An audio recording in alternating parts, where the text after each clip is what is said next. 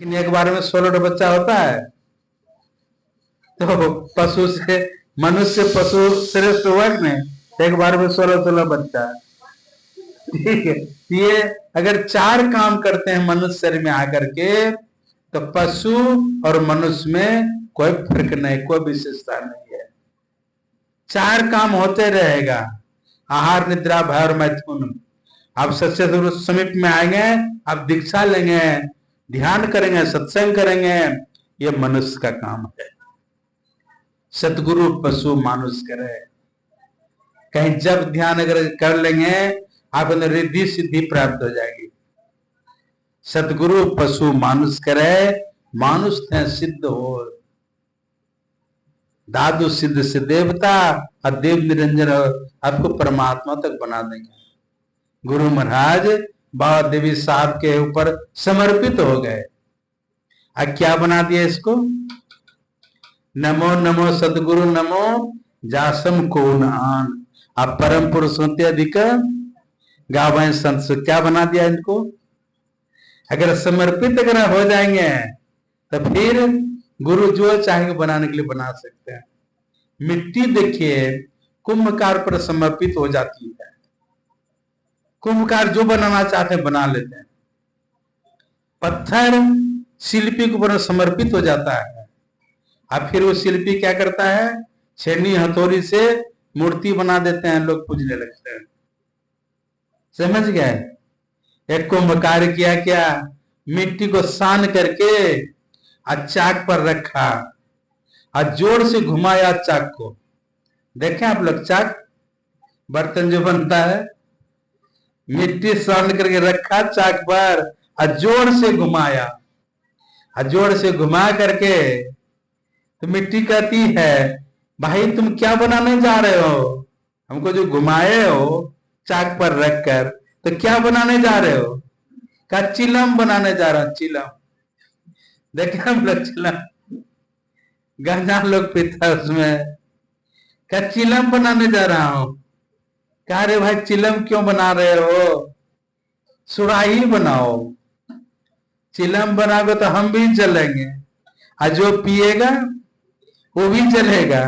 और सुराही अगर बनाओगे तो हम भी ठंडा रहेंगे, और जितने लोग पानी पिएंगे वो भी ठंडा रहेंगे। समझ गए? उसका बुद्धि बदल गई। वो चिलम नहीं बनाकर क्या बनाया?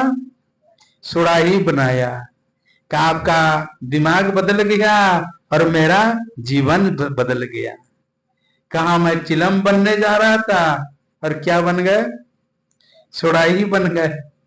कहने का मतलब है मनुष्य जो मिला है, अगर ईश्वर की भजन अगर करते हैं तब तो ठीक, मनुष्य का शरीर ठीक है। ईश्वर का भजन अगर नहीं करते हैं तो पशु और मनुष्य में कोई फर्क नहीं है।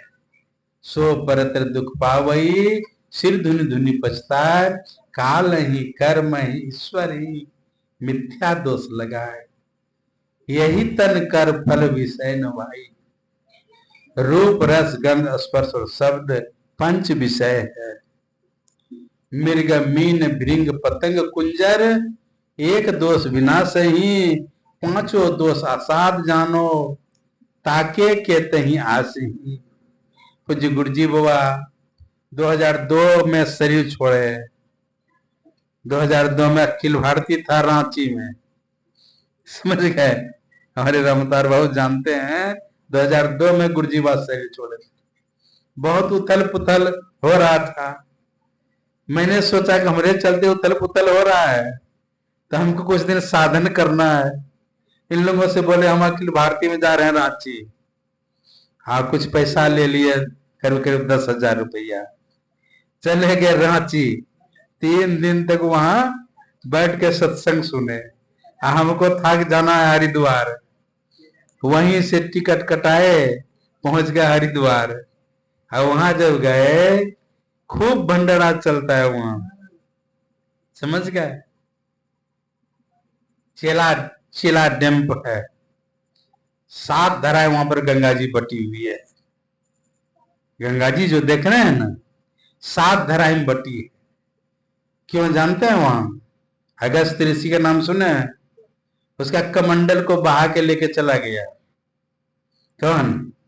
गंगा जी। उसको पी गया गंगा जी को चुल्लू से, अगस्त ऋषि। जब पी गए, अब कौन था? भगीरथ, उसको ले जाने वाले गंगा जी को तपस्या करके प्रकट किया था। पीछे उलट कर जब देखते हैं गंगा जी लुप्त हो गई, गायब हो गई। तो लौट कर क्या है, उससे पूछते हैं अगस्त ऋषि से, क्या बात है, गंगा जी आ रहे थे हमारे पीछे पीछे। कहा उसको तो मैंने पान कर गया। समझ गए? क्या? क्यों? हमारा कमंडल बहा के ले जा रहा था। क्या इतनी शक्ति इसको कि हमारे कमंडल बहा के ले जाए? क्या उपाय कीजिए। तो कहा अगर लघु शंका कर देते हैं तो अपवित्र हो जाएगा, मुंह से निकालते हैं तो झूठा हो जाएगा। पवित्र नदी है। तो जांग फाड़ करके निकाला है। जाह्नवी उसका नाम पड़ा है गंगा का। जांग फाड़ करके उसको गंगा जी को निकाले। और वहां पर जब आए ना, आप अगर गए हैं देखे होंगे, 7 ऋषि है। 7 को कुटिया बनाकर सब अलग अलग साधना करते थे। तो गंगा जी के मन में हुआ, एक ठो ऋषि का कमंडल भसा दिए तो हमको पान कर गए। आई 7 ऋषि है, इसके बगल से अगर नहीं बहूंगी तो श्राप दे देंगे। तो वहां पर जो है 7 धाराएं गंगा बट गई है। 4 धाराएं पार करके हम लोग थे वहां पर, है ना। 10-12 को झोपड़ी बनी हुई थी अलग अलग। वहीं पर हम लोग जंगल से लकड़ी तोड़ के ला लेते थे, आराम से भोजन बनाते थे, अब भगवान का भजन करते थे।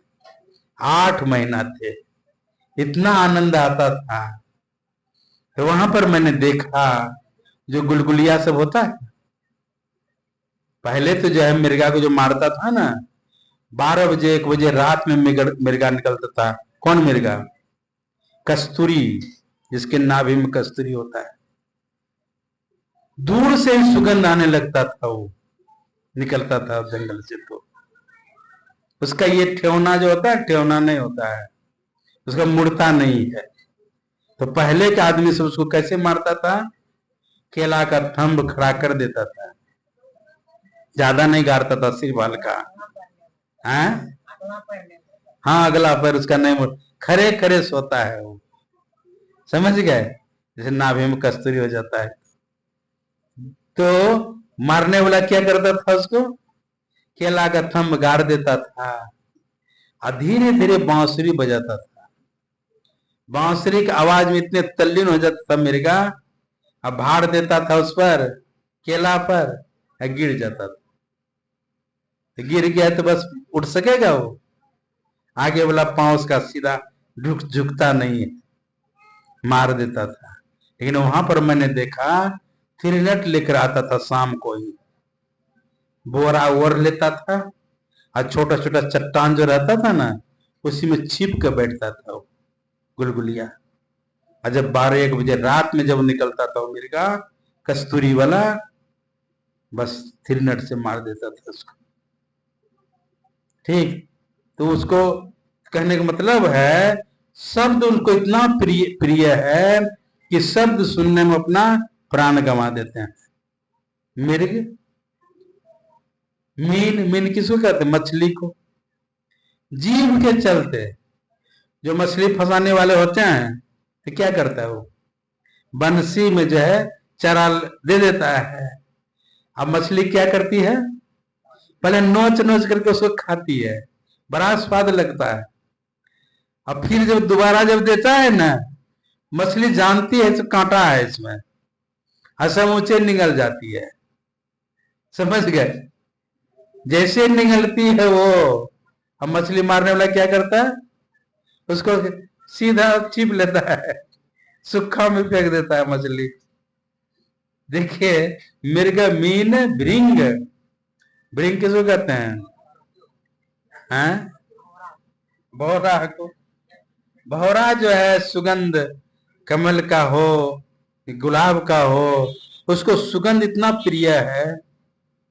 आता है वो, बैठता है फूल पर, और फिर शाम हो जाती है, लेकिन वो रस में इतना मशगूल रहता है, बंद हो जाता है पंखुड़ी।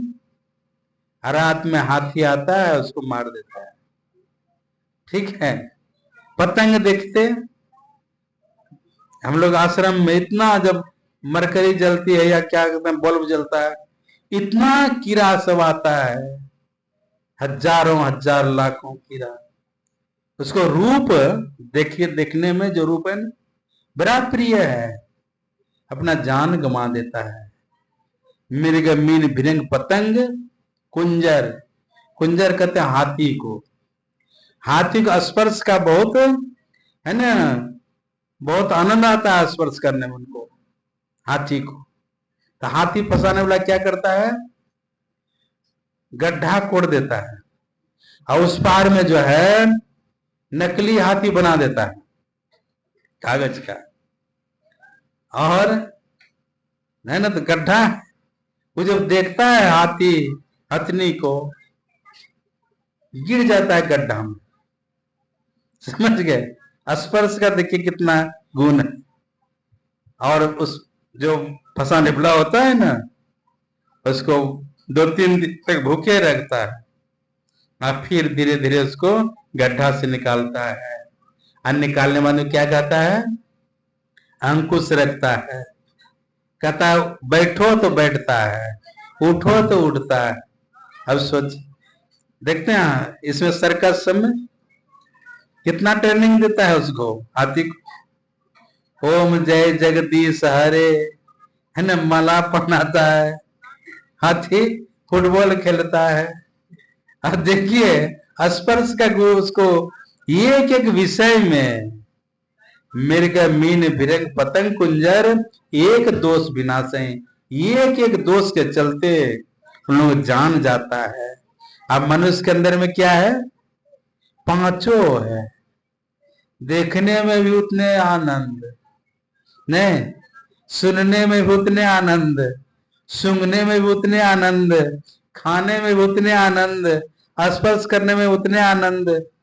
तो जहां पांचों विषय प्रबल हो, उसके बचने का कोई उपाय है? समझ, यही तन कर फल विषय न भाई, स्वर्गों स्वल्प अंत दुखदाई। है ना, गुरु महाराज ने कहा मृगवारी सम सब ही प्रपंचन, विषय सब दुख रूप है। क्या बतलाया इसको, मृगवारी, रेगिस्तान में जाएंगे बालू ही बालू, मिर्गा देखता है आगे, लगता है उसको आगे में पानी है, लेकिन पानी तो वहां है नहीं, दौड़ के जाता है, फिर जब आगे देखता है लगता है आगे में पानी है, दौड़ते दौड़ते अपने प्राण को अंत कर लेता है। मृगवारी सम सब ही प्रपंचन, विषय दुख रूप है, निज सूरत को इनसे हटा प्रभु में लगाना चाहिए। ये वेदांत ज्ञान कहिए, वेदांत ज्ञान है। तो ये एक एक दोष के चलते एक एक प्राणी का जान जाता है। अब मनुष्य में क्या है, पांचों दोष है। यही तन कर फल विषय न भाई, स्वर्ग स्वल्प अंत दुखदाई। तो मनुष्य का शरीर बहुत भाग से मिला है। बच्चा कहाँ कहाँ कौन कौन जन्म से आकर के मनुष्य शरीर में आ गया है, तो बड़े भाग्यशाली है। इनको मैं आशीर्वाद देता हूँ, पढ़े लिखे महान बने, केरावारी गांव के नाम को रोशन करे, माता पिता का सेवा करे। श्रवण कुमार का फोटो घर में हम लोग लगाते हैं, लेकिन मेरा बेटा भी श्रवण कुमार बने। अगर वैसा संस्कार डालेंगे तो आपका बेटा भी श्रवण कुमार बन सकता है, आपका बेटा भी संत बन सकता है। तो संत भगवंत को जन्म देने वाले गृहस्थाश्रम, गृहस्थ को पवित्र होना चाहिए, शुचियाचार शिष्टाचार सदाचार इसका पालन हो, युक्ति लेकर साधन भजन करें, मानव जीवन को सफल बनावें। इन लोगों का कहना है कि रात में भी थोड़ा देर सत्संग हो। ठीक है, मैं तो सोच रहा था दिन में सत्संग करके चले जाएंगे आश्रम, तो थोड़ा देर रात में भी सत्संग होगा और फिर वापस बोलिए प्रेम से श्री सद्गुरु महाराज की जय।